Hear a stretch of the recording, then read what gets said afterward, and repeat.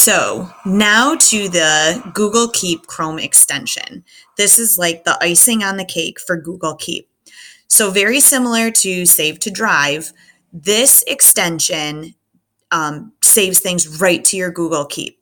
So go into that Chrome Web Store, Save to Keep, get that, add it, make sure you log into it, and then go ahead and start searching. So here I am again with my dog search, and I want to come to Wikipedia, and I love this site, gives me lots of amazing information. So I'm just going to right click here, and you're going to see right here, Save to Keep.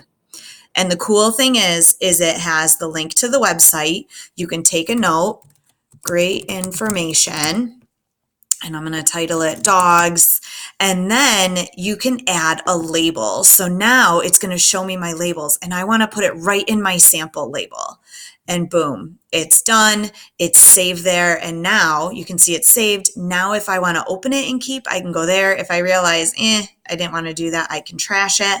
But now let's go into Keep, and you're going to see here it is, dogs. There's the link. Here's my little note, and it also gives you like a little visual. And then again, you can add a reminder, add collaborators, change the background, whatever you want to do. You can pin it, but it's there. Super awesome.